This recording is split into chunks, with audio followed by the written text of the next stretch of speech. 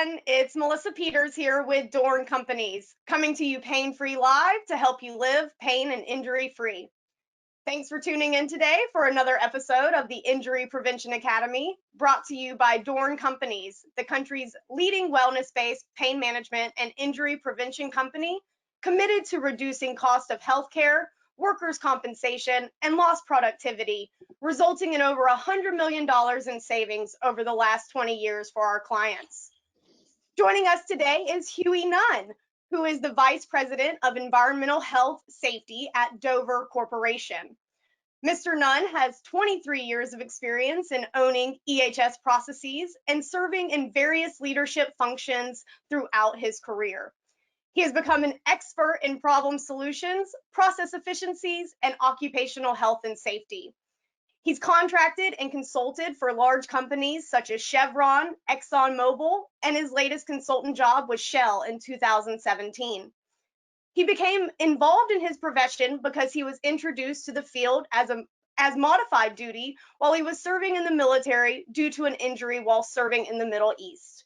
His career has progressed ever since. Huey, thanks so much for joining me today. How's it going over there?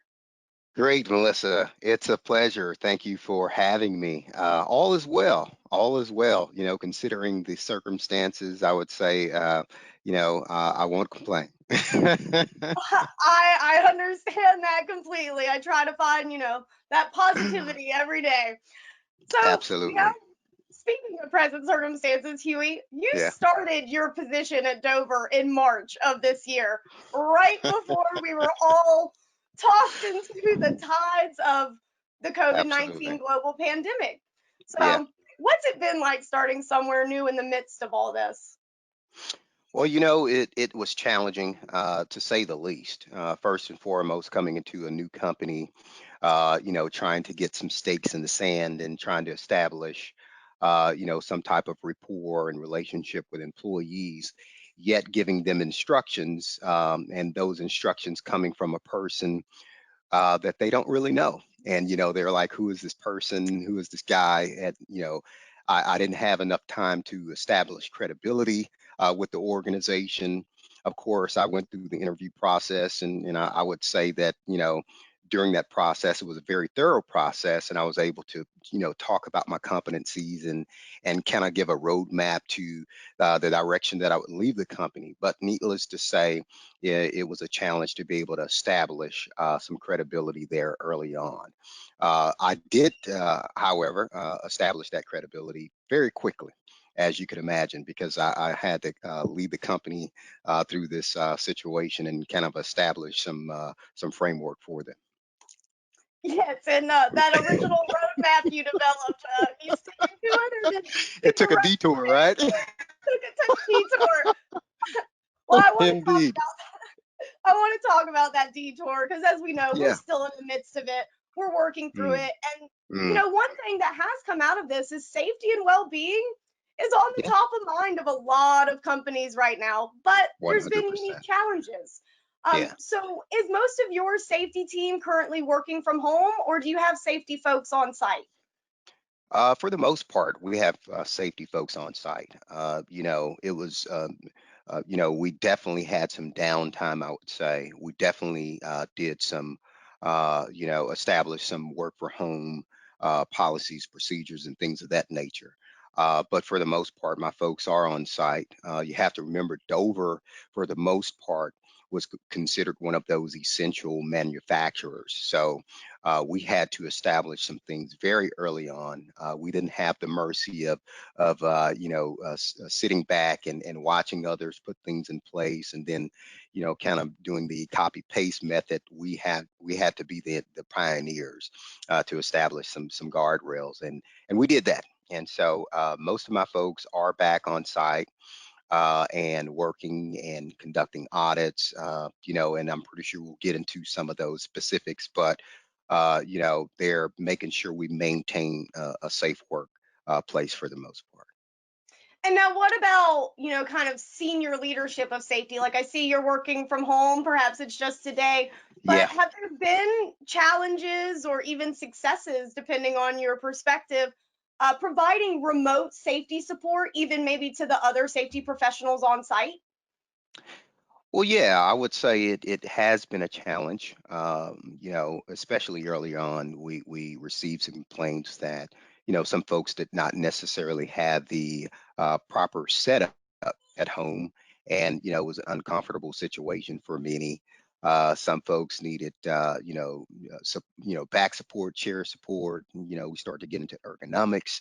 So, of course, that was one of the first policies and procedures that we actually established and put in place and partnered with some folks that could give us some ergonomic guidance. And we started to do, little small assessments, even online, gave instructions, from a Teams meeting perspective, and just kind of did what we could remote. But yeah, absolutely, it was a challenge, but I think we did a pretty good job of addressing that. And the company has been very supportive in, when identifying that some folks may not have the correct equipment and may be ergonomically challenged at home, that they support them, from both a physical and financial perspective to be able to make those adjustments. So it's been great. Dover has done well with that. So you mentioned things like audits, and I do want to dive into some of those components that are involved in a return to work situation, or for you all, a how do we continue Mhm. work situation in the Yeah. manufacturing industry. I am going to share the five key components that DORN Yes. has come up with just as a framework to help guide some, but want to hear how things have been for you all at Dover, and as well as how things have evolved as time has gone on over the last 6 months. Well, I will say this. One of the key takeaways during our session that we had that Dorn sponsored, I took some of that framework that you all established, and of course applied some of those things to our environment, and it made it really easy to transition. I used it personally as a checklist to make sure that we had some of those components in place. But you go into workforce planning, and then making sure you have the employee support and feasibility, communications, making sure supply chain is involved, making sure that we had established what we need, and try and get that earlier on. We had some challenges with supply chain as far as getting PPE and even sanitization, formulas that were EPA approved in our facilities. But using that checklist really help us, and even from a physical environment standpoint, auditing and making sure we went throughout the facility, and had correct spacing for our folks. Make sure that from a shift standpoint, we had staggered shifts that created the social distancing that we need. From a workplace precaution standpoint, making sure that we had checklists in place. We used Safe to Start, for instance, and it had a lot of your components from Dorn on there, that you go through this checklist and you make sure that you have all the tools in the toolbox that you need before you get started work. Even from an active monitoring standpoint, testing, screening protocols, we made sure that we had calls and put those things in place. Matter of fact, if you were going to do a screening protocol, because there could be some employee relation challenges there, we made sure that we screened each site that wanted to put those protocols in place. And to be honest with you, every site was different.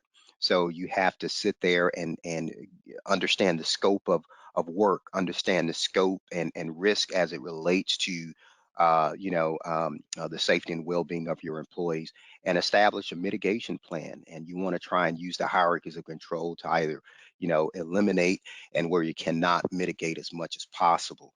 So injury prevention and things of that nature was definitely at the top of our list. We definitely had to move to a more virtual standpoint. So we had a lot more toolbox talks and things of that nature to be proactive, to get people even comfortable with coming back to work. So the theme for me that I really drove into the organization is that when folks come back, they need to see clear and concise communication from a signage standpoint. They need to know what the protocols are. They need to be comfortable walking into the building, and they need to be able to see that we really put their safety first. And I think it really, really worked out well, Melissa. I would say it Well, did. that is great to hear. I often find myself during this time. I don't know if you remember the old commercial that was always like location, location, location. Location. Like the theme of COVID-19 is communication, communication, communication. Indeed, indeed. Yeah, you can't communicate enough. No, you Absolutely. You can't. cannot I really communicate do enough. think it highlights that importance of having an established safety culture and knowing that people might need to hear things, and if you think they heard you, you might want to say it one more time. So Absolutely. Absolutely. you Absolutely. you mentioned variability across sites, and I know global Dover is actually a global manufacturer with over 23,000 employers, and Yeah. so we're talking about geographical differences, cultural Yeah. differences, technical differences. Yeah. So, can you speak to the challenges you face when managing safety and communication across multinational teams and how you might handle some of these variabilities? Yeah, so it was a challenge, obviously, when you start to look at things from a regional perspective. When you start to look at things from a local and even state perspective, things change quite often, and especially during a period like this, things change so quickly. So we had to establish some relationships with some council members early on, and kind of create that funnel of information flow from council members that were part of lawyer firms and things of that nature, to be able to let us know when those updates were there, and even register with some sites that kind of just pushed updates to us, and stay very familiar with the CDC website, because things change quite often. And to be honest with you, in many cases, it was very generic in nature. And a lot of those things that CDC put in place were more or less geared towards the medical field. So we had to take those things and be a little bit more specific for us. And so to the challenge of trying to make sure that we take CDC guidelines from a U.S. perspective, and make it relative to places like, Scotland, China, it was a little bit difficult. So what we did was we decided to take a risk matrix approach, and kind of, dial in on each country to really determine what those risks were. And then they presented us their plan. We reviewed that plan in our Dover response team, because I created a Dover response team at the corporate level that involved HR, that involved security, it involved our lawyers, our attorneys. It involved our employee relations personnel, and so it's quite a bit of us on there. Insurance, or our risk managers were on that call, and we made decisions collectively. We decided, based on the risk and exposure, based on the plans that were given to us, were they adequate? And so that really helped us out. Okay, and when it comes to the times, so shifting a little bit away from Dover, I know you're also a program co-chair for the American Society of Safety Professionals. Yes, I I am. know that to our experience at DORN, we've been going to the ASSP annual Yeah. conference for a few years now. Obviously, it went to a virtual platform like a lot. But how has programming been impacted as a result of COVID, and what kind of adjustments have you all been making as a group to handle current circumstances? Yeah, I mean, COVID has impacted us a lot, but to be honest with you, from a risk perspective, it's almost like a management of change, right? It's no different from adding a new layer of risk to what we're already doing. The first thing I established coming into Dover, and even as I communicate with the ASSP members, is risk assessments, risk assessments, risk assessments. Identifying what the hazards are, a job safety analysis, job hazard analysis, work scope analysis, really taking a deep dive to identify those things. And as long as you identify those things, you put a plan in place and you adjust that plan as you learn and as you go forward, then I think you're okay. One of the things that I really like is the Swiss cheese model. A lot of safety professionals or EHS professionals are familiar with it. And really, I approach this from a five-layered standpoint. I deal with the culture, procedures, and documentations, equipment, environment, and people. And from that, from a cultural standpoint, making sure that leadership has standardized and there's no variation or deviation from what the expectations are will really help seat the culture where it needs to be. From a procedure and documentation standpoint, standardizing operations controls based on your risk exposure and the things that you've learned, putting in those best practices from lessons learned. From an equipment standpoint, common operating guidelines, for risk evaluation and making sure you have things in place like clock out, tag out if you're going to work on a piece of equipment. The small things really, really matter. But, once again, not deviating from that from an environmental standpoint or environment standpoint, hazard identification, risk mitigation, and a people standpoint, peer-to-peer stop work authority, that peer-to-peer accountability. If you look at it from a tiered approach and a multiple layers of safeguards approach, once you have those layers of safeguards in place, then it's really nothing that you can't take on, to be honest with you. And I'm very confident in that. It has worked everywhere that I've gone. When I talk to other safety professionals, even in the ASSP cultural world, they all agree. This is the approach. Identify the problem, put a plan in place, work the plan your work, and you'll be okay. I like that, and I also Yeah. now am weirdly craving Swiss cheese. That's a Yep. personal problem. It's almost lunchtime for me. That must be what it is. So Huey, I hear the passion, and I Yeah. know in your bio it mentioned that it kind of sounded like this was something, I don't know if you kind of fell into as you were on modified duty.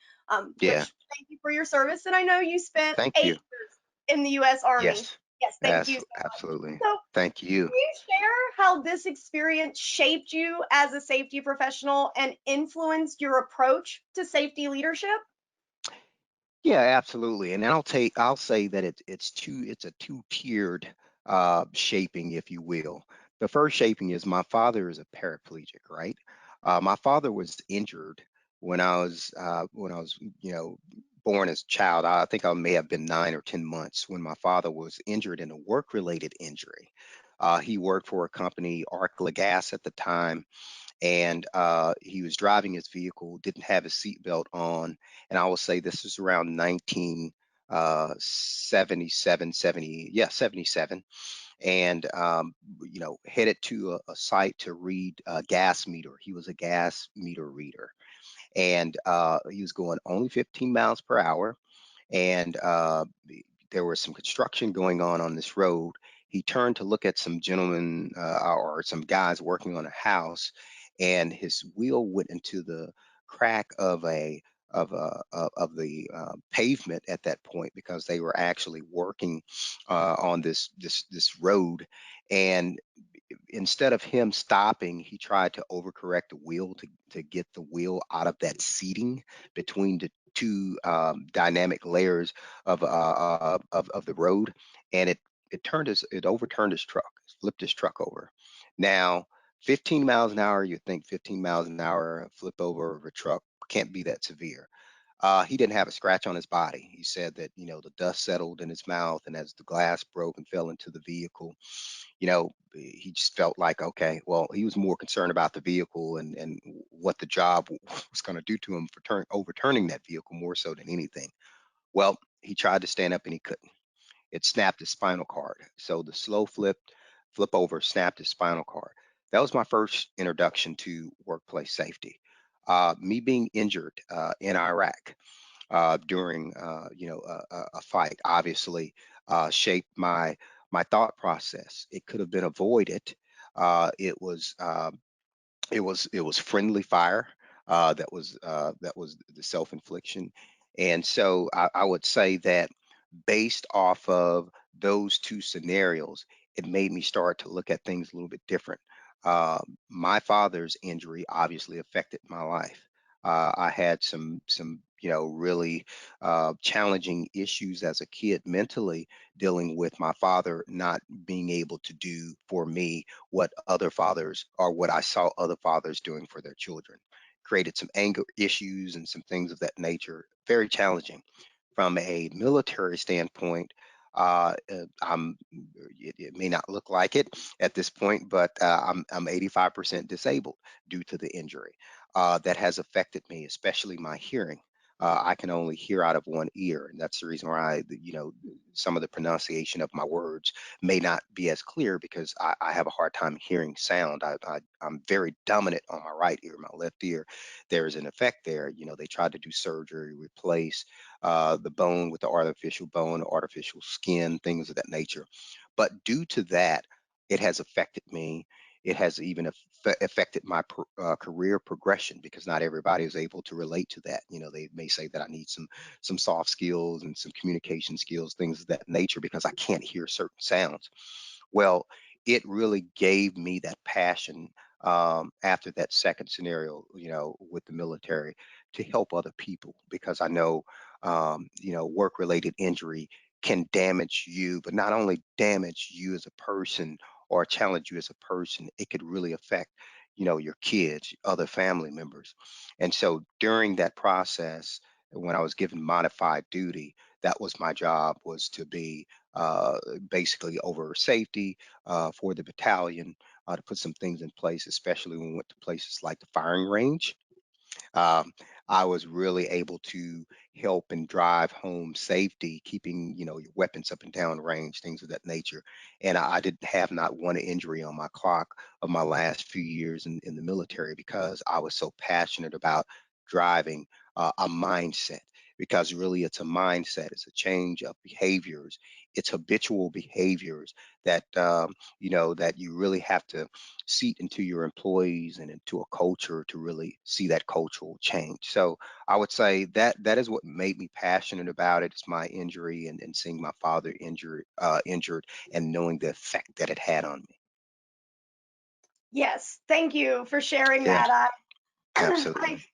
can relate in my own ways to many different parts of that story. So Yeah, just know that I truly respect you being willing to share that and absolutely. admire the fact that you turned what some people might see. I try to shy away from always, glorifying the idea that adversity makes us stronger, but I, Yeah, I do I do find solace in the fact that there are many humans out yeah, there, including yourself, who are able to take those moments and say, I'm not powerless. I'm going to do yeah. something with this and have an impact on the world around me. So, Absolutely, absolutely. There was a definition, and I'll share this with you really quick, Melissa. There's a definition of an excuse that I learned, and really my father was kind of the motivation of this. My father, he never let that injury stop him. He got seated back into the workplace, back into the world. Matter of fact, he just retired last year as an area manager for CenterPoint Energy, which is one of the largest, energy companies in the U.S. And he was an area manager over an entire area. He didn't let that stop him, and that was always kind of motivation to me. And so I remembered this definition of an excuse that has really helped me throughout, my career. And that is, and I'm gonna look up here so I'm not reading anything. An excuse is the definition, or it is the incompetence of a person which builds monuments of nothing, and those that use them very seldom amount to anything. And I'll say that again. An excuse is incompetence of a person which builds monuments of nothing, and those that use them very seldom amount to anything. I really use that, and I would say there's no such thing as an excuse. If you want it, go get it. And if you want to change your culture, it can happen no matter how challenging that culture is. I agree. I'm thinking now, my dad used to always joke with me at different points in my life where we all struggle. And I'd be like, well, I'm trying as much as I can. And he would pull a Yoda on me and go, there is no try, there's only do. And so every now and then, whenever I feel myself being like, oh, but why? I'm doing as much as I can. I'm like, no, Melissa, there is no Yeah, try, there's only do. absolutely. Yeah, So thank you indeed. for I that. like that. Yeah. Absolutely. So I feel, and throughout this conversation, I've heard you talk about your ability to implement innovative ideas as well as Yeah. bring the proper people to the table. So Mm, engaging HR, engaging legal. And I know, when I speak with safety professionals, it's incumbent upon you to need to be an influencer within your organization, mm, but it's not always absolutely. easy. Not always easy. Yeah. So when it comes to finding your voice, what are some Mm, lessons you've learned along the way that you can share with people who are viewing or listening who might just now be starting out in the safety arena? absolutely. I would say your voice has to be the voice of the people.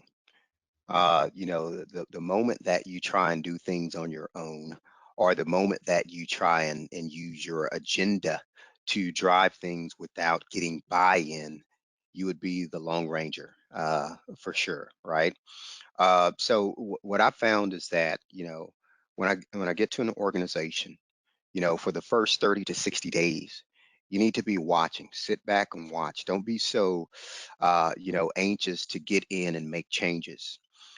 Identify, do a SWOT analysis, identify what those weaknesses are. And then, you have conversations with the right people, identify who the tribal leaders are, have conversations with those tribal leaders, and then identify, whether or not your assessment or your hypothesis is actually true, right? Go back to that scientific term, hypothesis, because that's exactly what it is, right? Your perception may not be the actual reality, because you got to remember you only been there 30, 60 days, and you have a snapshot of a full picture. And so it's important to, it's okay to use conventional wisdom to try and determine what's going on, but you must validate that. So having conversations with the tribal leaders, identifying the influencers throughout the workplace. Once you identify those influencers or the tribal leaders, it's imperative that you form relationships with them. It's imperative that you build trust with them. And when you form those relationships, you build trust and you start to have conversations, you get buy in. If there's something that you want to change within the organization, you know get buy-in, make them feel like it's their idea to change the organization.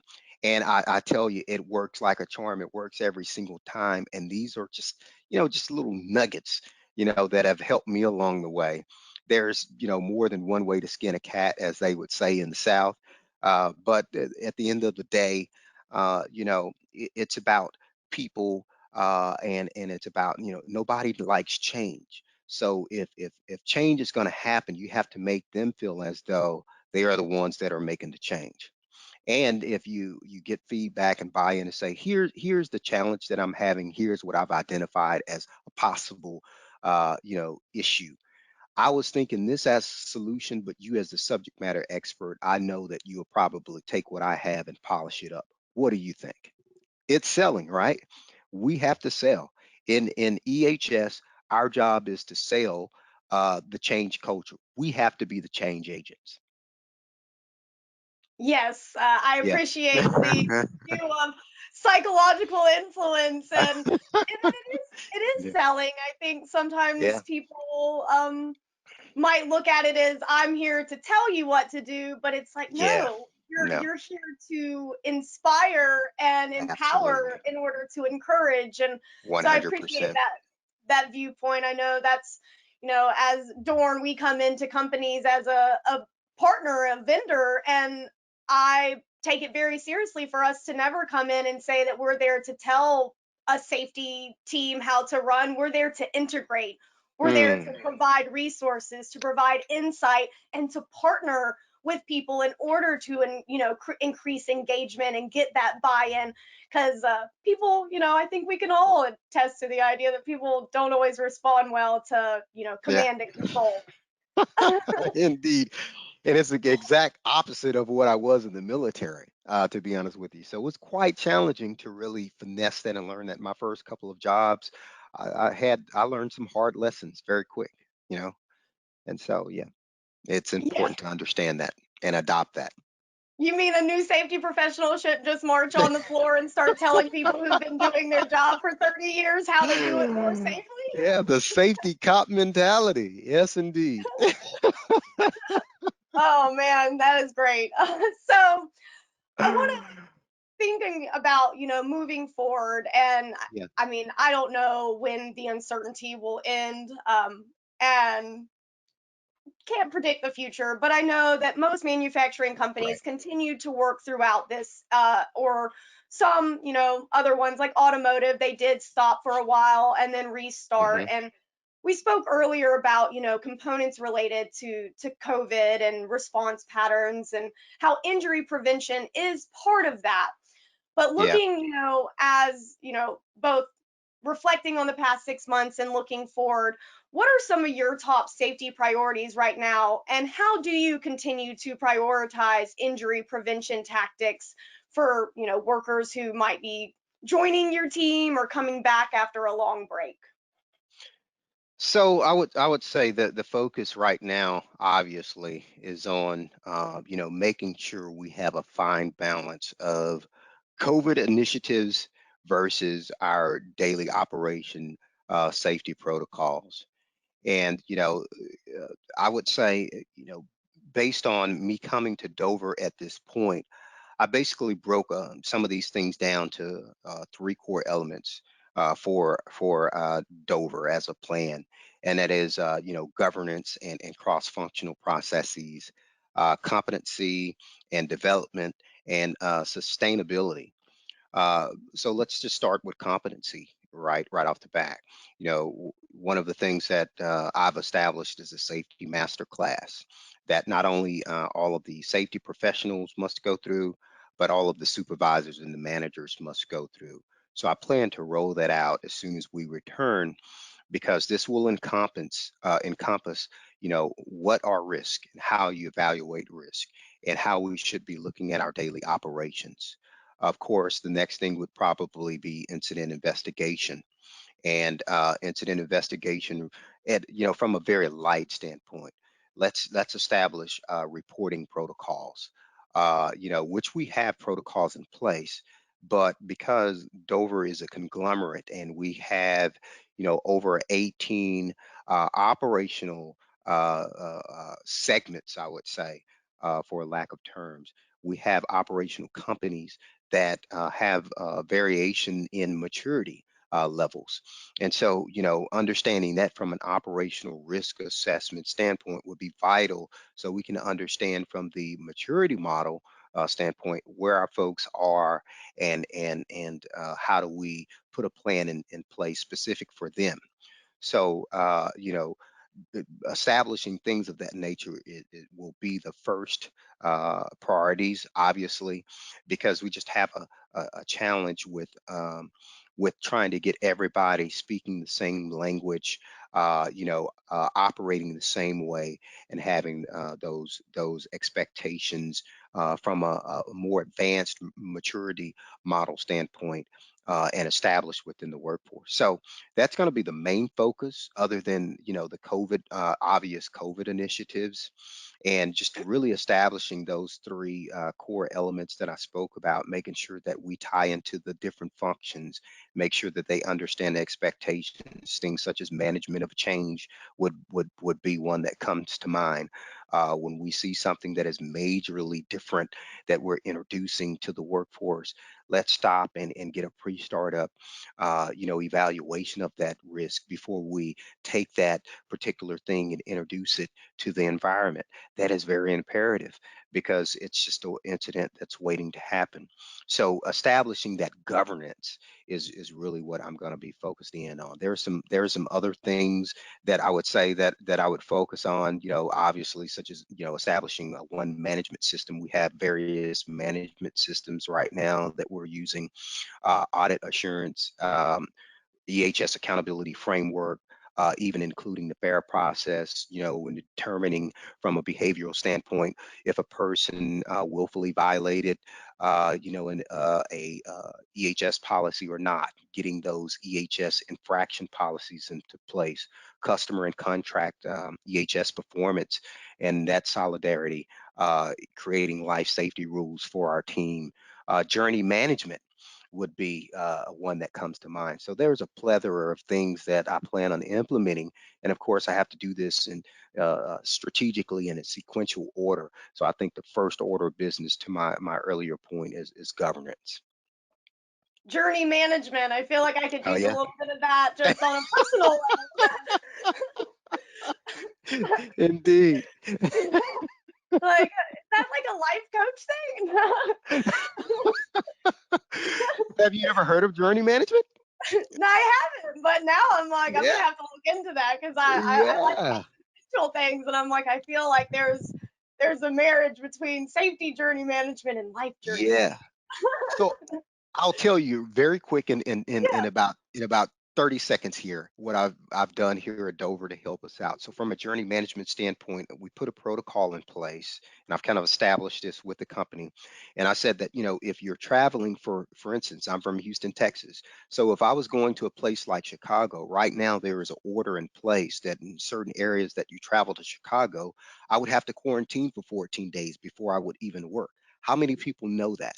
Not very many. So what I've established is a policy. You have to get approval before you work, before you travel.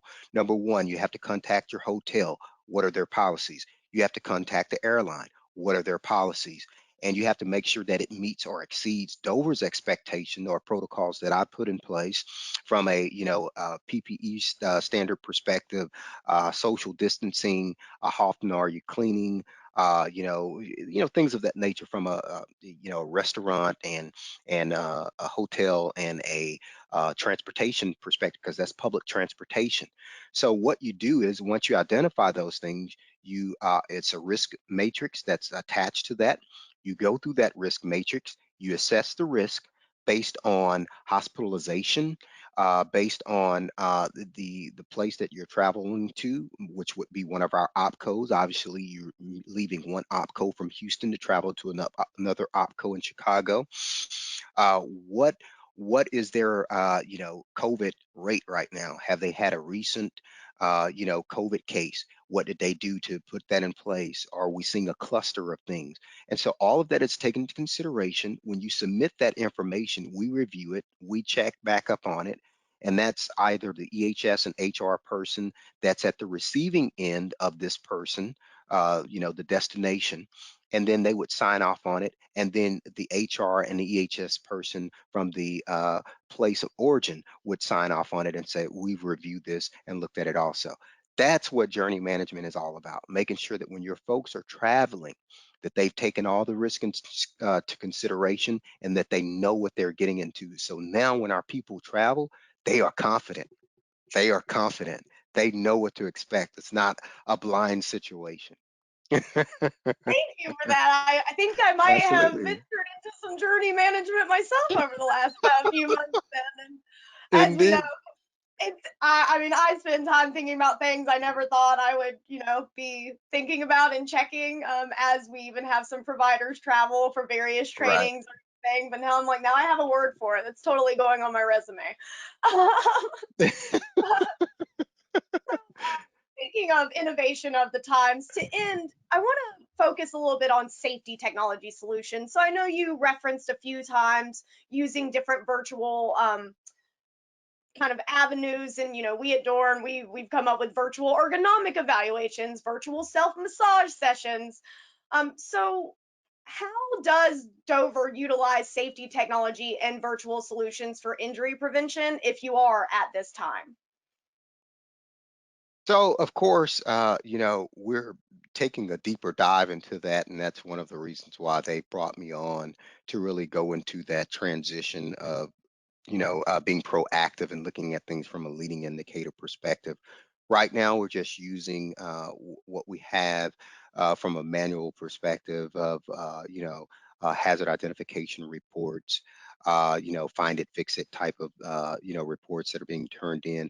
But right now, I'm working on bringing in a solution where, we can get things not only from a total recordable incident rate standpoint, which are lagging indicators, but start looking at things such as a deeper dive into hazard identification, but even implementing observation programs where we're being proactive. We're looking at behaviors. We're dialing into behaviors. Right now, our OpEx team has a solution that they're deploying already that really looks at downtime of equipment, maintenance of equipment, and all those things will actually tie into, that proactive feature of looking at how often are we conducting inspections? What are those inspections? What are the scores of those inspections? But more importantly, how quickly are we closing out the action items that come from those inspections? And so when we tie that all into operational excellence, it all works together and it correlates and it creates that environment that we want to see from a proactive perspective, and it really gets the employees involved, because that's really where the change comes in at, is to get the employees involved. And from those mechanisms, we also get accountability from a hierarchy structure and an elevation of those matters that may be imminent to the workforce up into the right hands of the folks by using solutions that may come from a well-known EHS platform or system that can produce those type of alerts. We're really going to a phone-based type of system. What I've requested is that we move to something that's portable. I want every employee pretty much has a cell phone. I want all of these applications to be deployable, things that we can look at right away, get instant information, get instant intelligence, and be able to make snappy decisions, not uninformed decisions, but snappy informed decisions, and based on the skills that we give them through the safety master class and things of that nature, they will be able to make those decisions quick and effectively, and be able to prevent a lot of incidents, downtime, save the company money, and also look at retaining our employees because they do feel safe. Yes, and so I heard in there some great insight into how you can integrate virtual solutions or technologies into traditional safety Right. programs. Can you speak to some tips on balancing that balancing act between bringing in this kind of high tech stuff, but making sure Mhm. that you don't lose sight of what the value of a traditional safety program might have?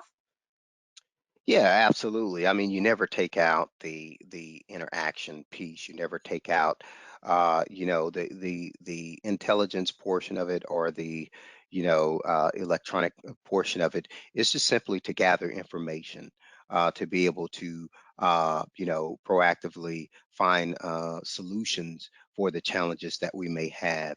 It's hard to be on the ground working with employees and try and remember everything that you do on a daily basis and tie that into trending, right? So, taking that information and making those observation walks or those hazard identification walks more purposeful, based on the data that we're given. For instance, I remember when I used to collect the physical cards from a hazard ID or observation. You would get those, and then you would see all the time, what's the first thing you see from a hazard standpoint? Employees not wearing their eyeglasses, not wearing their hard hat, not wearing the proper gloves, things of that nature. But we were seeing injuries that were coming from arms or pinch point situations, or dropped object situation. So, we were actually using information that was that was non-value add at that point. So by getting this information, looking at it, and understanding what we're seeing from a incident accident perspective, in addition to what we're observing, we're able to coach the supervisors and the managers and the employees to make more effective observations and to be more intentional about what it is that they're looking for once we've identified those trends. It works. It works. A friendly reminder that not everything's a zero-sum game. Sometimes it's really Exactly. about adding to the well-roundedness, not about the idea that Absolutely. one comes at the cost of another. So I appreciate Absolutely.